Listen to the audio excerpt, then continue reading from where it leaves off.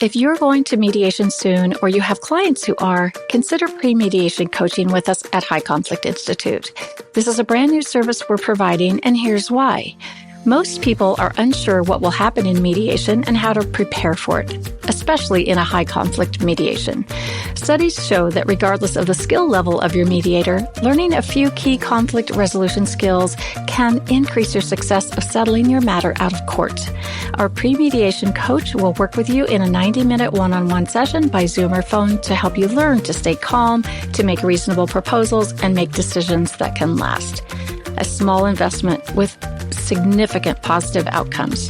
Schedule your pre-mediation coaching session on our website at the link below in the show notes, or call us at 619-800-2070. If you're a lawyer, mediator, or other professional and want more info, just ask us at highconflictinstitute.com on our contact page, or feel free to provide the coaching link directly to your clients today.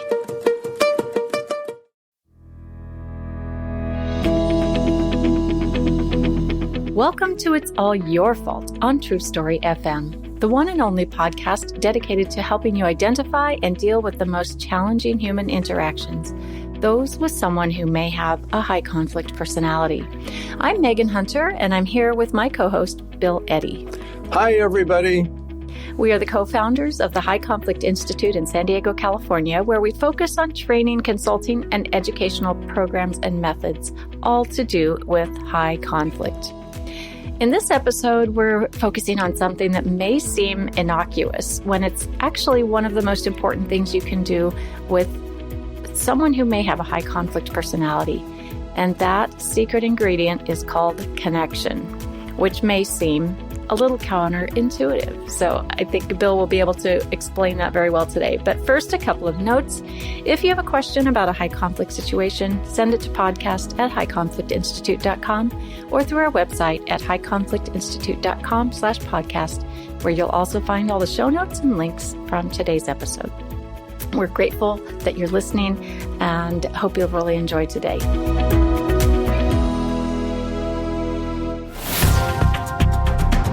So, Bill, one of the cornerstones of your HCP theory, which is high conflict personality theory, is the need for connection. In fact, it stands for the C in the CARS method. So C for connection. So let's drill down into this. And I know it's going to involve some talk about the brain. As always with you, Bill, you're a scientist and a social worker. So that brain, all that research you've done and reading you've done about the brain and tied it into conflict and just how we interact. I'm sure that'll be sewn in today. And as you listeners are listening to Bill talk about the brain and connection, you can just visualize the plastic brain that he carries with him all over the world. You can't see it, but believe it, it's there. All right. Oh, he's holding it up right now. I can tell. All right. So let's talk connection. Why is it foundational to successful interactions? So if we think about that interaction with, and so that high conflict one, it's filled with perhaps some intensity, maybe some anger, some very upset emotions of some type, maybe something that's extreme and extreme action, just someone that's upset outside of the normal range of upset, perhaps. So why would we want to connect with someone that's very upset in the moment? Well, let me just start with that connection is one of the fundamental human traits and needs that we have. So regardless of high conflict people, difficult people, awkward people, etc., is we just need human connection. And there's lots of studies done on human isolation, and that the worst punishment you can have to somebody is to lock them up alone. And so actually for parents, they used to say, go to your room, to a 3 or 4-year-old and be alone for a while and think about what you did. And the researchers figured out, no, that's not good. What you want to do is have them maybe take a time out where they can see you so they keep their connection to you. And so we just so badly need human connection. And we're really powerful as connected humans. We can build spaceships, we can cross oceans, we can solve almost any problem because we're able to connect with each other. It's just a fundamental human trait and human need. It's really fascinating to think about isolation. I've been reading a bit about it lately, and it really is the true test of humanity, right? Yeah.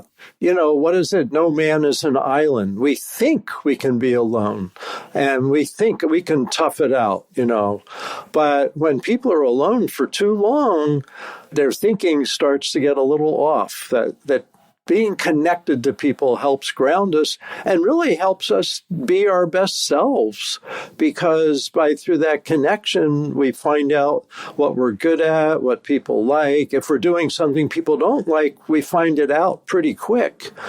I think the pandemic is a real good example of how the loss of connection, not only did it make adults get a little more wild, but kids were just devastated. They can't learn as well without connection. And that's just such a fundamental human trait and need.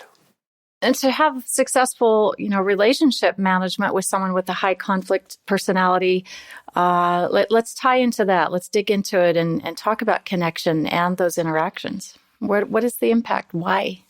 Yeah, so people with high conflict personalities who tend to have personality disorders, although not all people with personality disorders are high conflict, they don't blame a specific person, and not all high conflict people have personality disorders. They have more flexibility than people with personality disorders. But this is one of their 4 biggest areas of difficulty, is relationships and having happy relationships. One of the things we know with high conflict people is they tend to not have friends, or if they do, not very many and not very stable. They burn through friends, that they're too rigid and impulsive and erratic and such, that friends kind of burn out. And they often just have relatives who may be long-suffering and feel like they have to stick by the person, but they're not happy. And a lot of it has to do with how they treat relationships. And in many ways, high conflict people want to dominate you. They want to be in charge of the relationship to feel secure themselves. And if they can't control you or coerce you, they feel too vulnerable. So high conflict people are constantly trying to gain control over other people to feel secure themselves. So it makes it hard. But that's why we teach professionals and everybody actually that if you need to deal with someone with a high conflict personality, like in your family or as a client, you're going to have to do more work at managing yourself so that you can connect with them. So it's kind of staying calm, because when you're not calm, they're really upset. They can always be more upset than you can. And so by staying calm, it often helps they become calm. It's kind of like with a 5-year-old, is if you're calm, they calm down and go, oh, it must be all right. Mom's being calm or dad's being calm. And emotionally, many high conflict people are kind of like 5-year-olds. They have more difficulty managing their emotions. And this is a big part of why their relationships don't last or aren't very satisfying. So we have to make this important if we're going to be able to work with people with high conflict personalities. And what does the brain have to do with it? Here we go with the brain. I thought you'd ask that question. Well, where it started for me was many years ago, I learned about borderline personality disorder in 1980 when I was in training to be a therapist. But after I was a lawyer and seeing people with borderline personality disorder in high conflict court cases and divorce cases, I came across this book, The Borderline Mother, by Christine Lawson. She mentioned, and I actually called her up and talked to her, and she said, it seems like part of the problem for people with borderline personality disorder is the connection between the right and left hemisphere of the brain. And I said, well, that sounds weird. Tell me more. And so she said, what seems to happen is the connection, the bridge between the two hemispheres is damaged and smaller. And so they have a harder time managing upset emotions, which is more, the intense emotions are more processed in the right brain, and problem solving and language, which is more processed in the left brain. And so they have a harder time kind of going back and forth or maybe managing being mildly upset while they're problem solving. People with borderline personalities are known for emotion dysregulation. So they may be calm and happy 1 minute, and a minute later they're outraged and screaming at you. And so they may physically have less control of that. Another aspect of the brain is the amygdala. Now, everybody's heard about the amygdala, but most people don't know you have two of them. You have one in each brain hemisphere. And the amygdala in the right hemisphere is larger for people with borderline personality disorder, many people, maybe not all of them, but many, which means they're much more sensitive to interpreting situations as threatening and dangerous. So if somebody new comes along, let's say somebody named Joe comes along and you meet Joe and you have, say, a borderline personality or one of the other high conflict personalities, even narcissists overreact.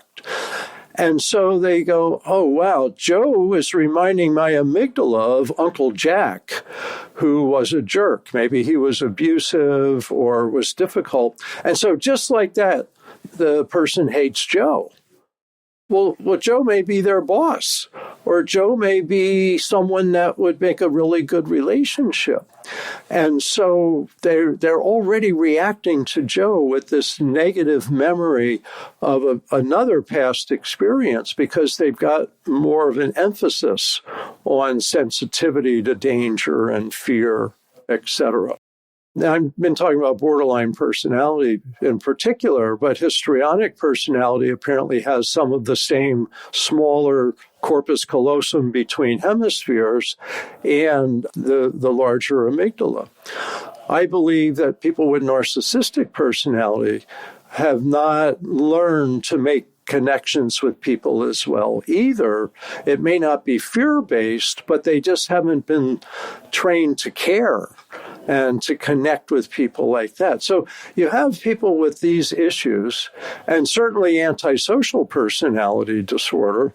Let me tell you something I bet you don't know, Megan, about that I read about antisocial personality disorder and connection, that some of them have what's called a hostility bias, which means when they see someone's face that's neutral, they tend to think it's a hostile expression towards them.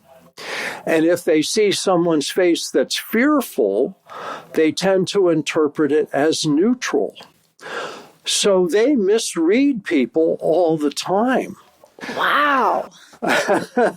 And so with all of the people that I just described, borderline, histrionic, narcissist, antisocial, and paranoid for sure, the person that wants to do something with them, manage them as a divorce client or as a workplace employee, or even if it's as a friend, like you enjoy doing something together, maybe you like golfing together or bowling together, so you don't want to throw away the friendship, but you want to manage it, is going to first and foremost involve you connecting with them and calming them, letting them know you're not a threat, you're not a danger, you're not judging them, you're not accusing them, and that you're a friendly person who likes them and wants to get along with their best parts. And so that's why connection is so important when you're dealing with high conflict personalities. So I have to come back now to this hostility. Was it bias, you said? Yes, hostility bias. Hostility bias. So really fascinating because it just shows that this is in the brain, right? This is it just takes so much of the judgment away from someone who may have these disorders, and we can think of them in a different way. Yeah. Because as you were talking about that, their brain reads facial expressions differently, whereas it seems that with borderline personality, it can be the same, where there's a mistaken, a fierce face, or even a neutral face can look fierce to the person, or judgmental. Especially with borderline, if they remind them of some negative person in the past, that they globalize, they overreact to a lot of people look like that person and have the fear trigger. Yeah. So there's those both personalities get triggered with fear because of the way their brains work without any intention. And you can't just talk them out of it. You have to be calm, and then they can calm down. So if you took away the word disorder and you just, I'm thinking of I don't want to get in trouble down this path, but if you think of autism, often there's a misreading of facial cues as well. So it's almost like these are facial cue issues, in part, for people across this whole spectrum, if you will. Yes, so various situations. So with autism, like with young children, one of the things parents are taught is to really get your child's attention so you have eye contact. Because when you're talking to your child might be looking at the light switch behind you or a chandelier on the ceiling. Is like, oh, that's interesting, while you're talking to them, and they're not connecting with you as a person because they're connecting with the environment in a different way. Temple Grandin, this very successful autistic woman that really helped develop a lot of ranchers work with cattle, and I know you understand some of that. Yes, I do. Talking my language now. Back in Nebraska when you were on the farm. Yep. But she says she thinks in pictures, and that autistic people often think in pictures, and they're often thinking about the relationship of shapes rather than faces. And so that parents of autistic kids have to do more of the work to connect with their children with eye contact and empathy. So the child doesn't feel they're doing something wrong. It's just like, Johnny, I need your attention. Johnny, look over at me. I want you to practice with me. Good, Johnny, good. I'm so happy and now I'm smiling.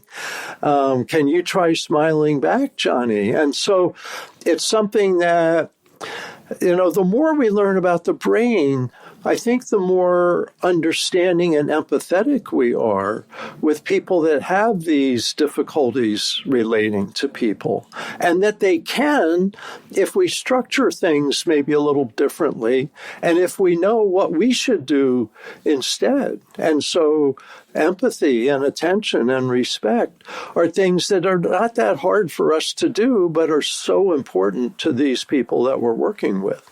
Oh, for sure. And it's just they don't come with a sign telling us, hey, you're going to need to connect with me first if we're going to have some progress here, right?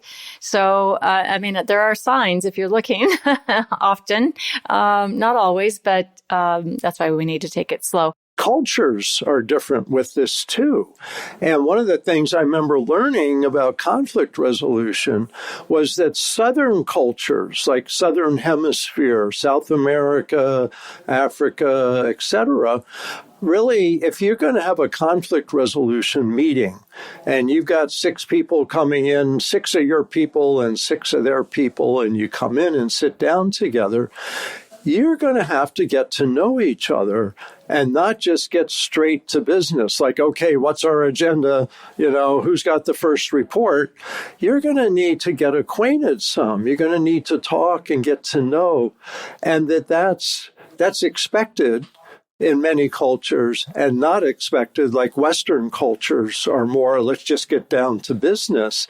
And if you don't understand that, and you're like a Westerner talking to an Easterner, you may fail the opportunity to work with them on a great business deal because you didn't spend time getting to know them. So this is cultural as well.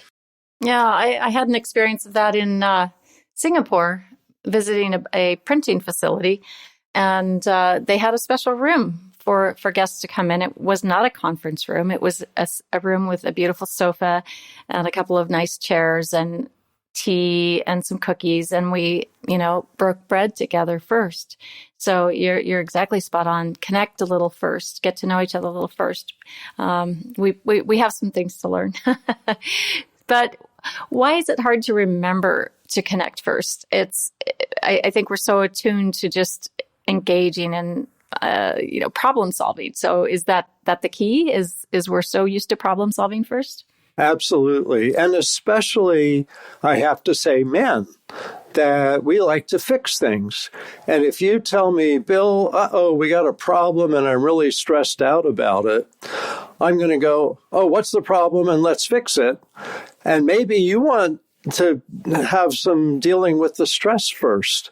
And one of the favorite video clips for both of us is that one, what about the nail? And we probably shouldn't give it away. But if our listeners want a good example of don't just try to solve the problem first, check out that YouTube video, What About the Nail? It's not about the nail. I mean, it's not about the nail. Very close, very close. Yes, it's not about the nail.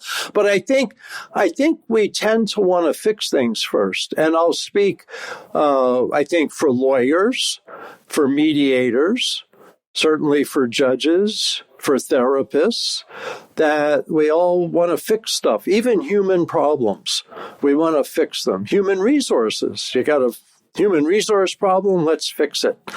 And so it's kind of part of our human nature that we're stressed by problems or not even stressed. We enjoy problem solving.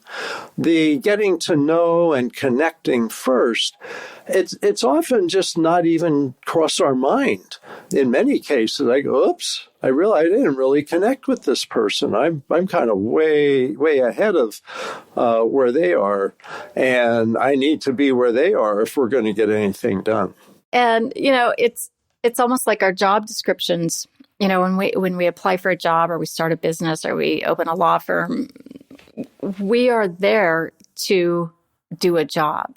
And it involves problem solving all day long. And I think that's why it can be particularly hard in the workplace to remember to connect first.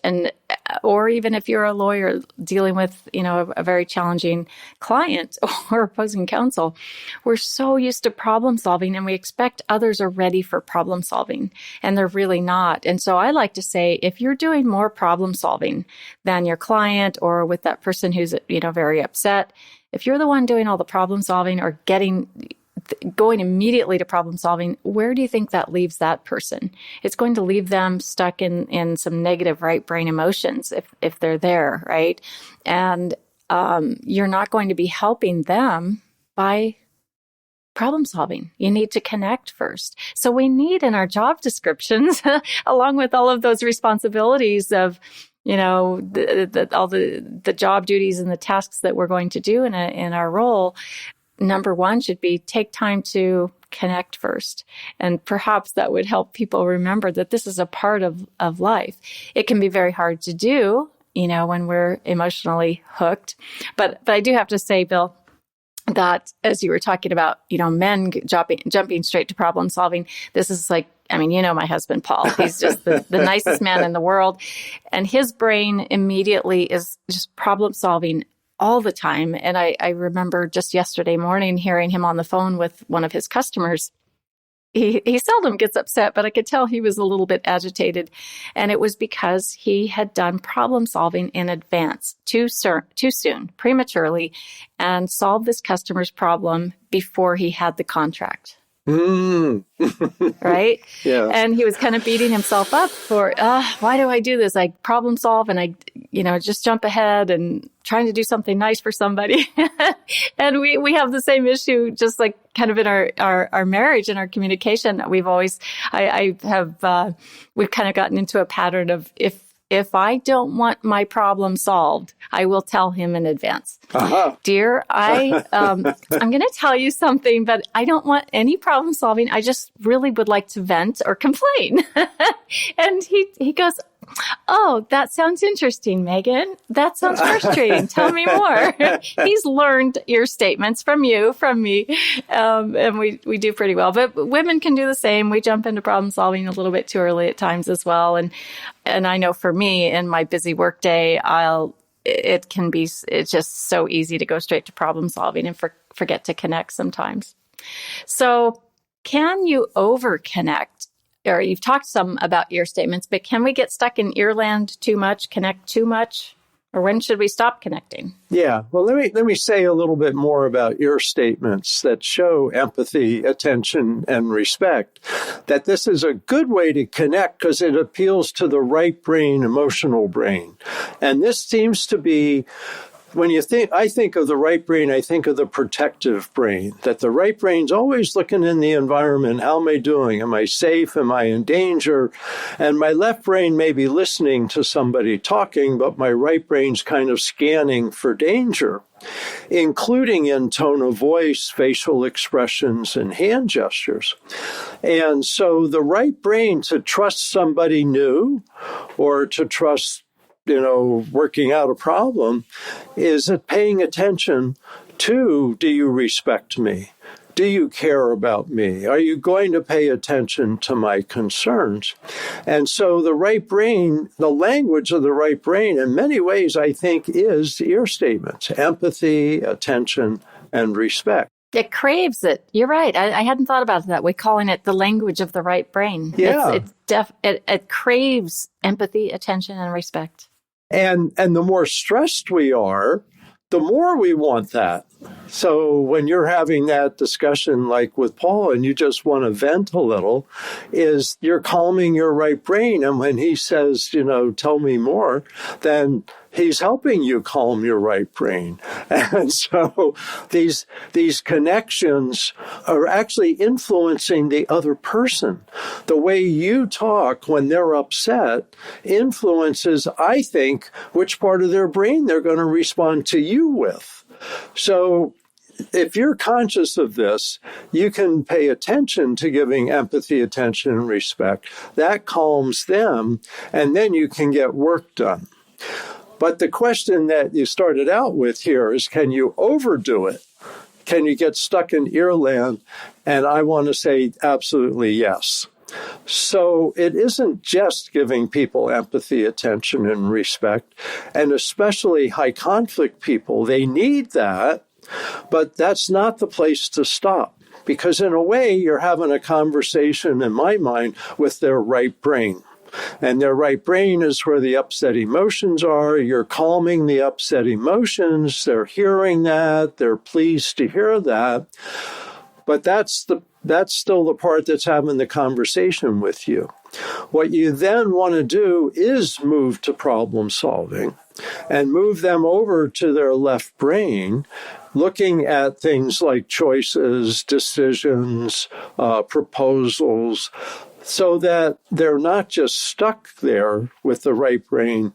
Even though they're less defensive, pretty soon they may become more defensive if you don't focus their attention on something else. Now, I want to add with that, high conflict people, depending on which type it is, can really take advantage of you if you overdo this. So let's take empathy, for example. So people with borderline personalities and histrionic personalities seem to particularly like empathy. They care and they want to know that you care. And so by giving them empathy, you calm them. But if you just keep giving them empathy, the next thing you know, well, if you really cared, you'd do this for me. And if you really cared, you wouldn't be divorcing me. Or if you really cared, X, Y, Z. And so you don't want to make it that that's all this is about. That's like a moderate amount of caring, but we also have some problems we have to solve here. So that's moving into the problem solving. Now, narcissists and sociopaths, or antisocial personalities, really like to hear the word respect. And if you sprinkle respect in your conversation, you may help keep them calm. But if you overdo it, they're going to say, well, if you really respected me, you would lie to my boss for me, okay? Prove it, or prove you have empathy. They'll manipulate empathy. The narcissists and antisocials is, if you really cared, you would do my bidding. And you don't want to get in a situation like that. You want to give them an ear statement and then move on to problem solving. I like to call it ear plus. Yeah. Sometimes just using an ear statement to connect with them will calm and, you can kind of move on. But sometimes you need to follow it up with a question or some information or asking them for a proposal. And we can talk about that another day. But thank you, Bill. This has been really, really interesting. I learned some new things. Hostility bias. Love that.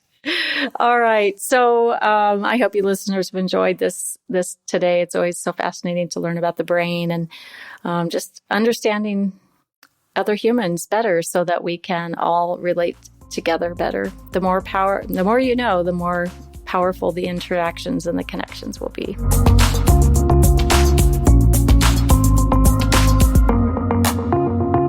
We'll continue our discussions about high conflict interactions next week. And in the meantime, send your questions to us at podcast@highconflictinstitute.com or submit them to highconflictinstitute.com/podcast. If you tell your friends and colleagues about us, we'd be grateful. And we'd love it if you'd leave us a review wherever you listen to your podcasts. Until next time, keep learning and practicing these skills and be kind to yourself and others while we all try to find the missing piece. It's All Your Fault is a production of True Story FM. Engineering by Andy Nelson. Music by Wolf Samuels, John Coggins, and Ziv Moran. Find the show notes, and transcripts at truestory.fm or highconflictinstitute.com/podcast. If your podcast app allows ratings and reviews, please consider doing that for our show.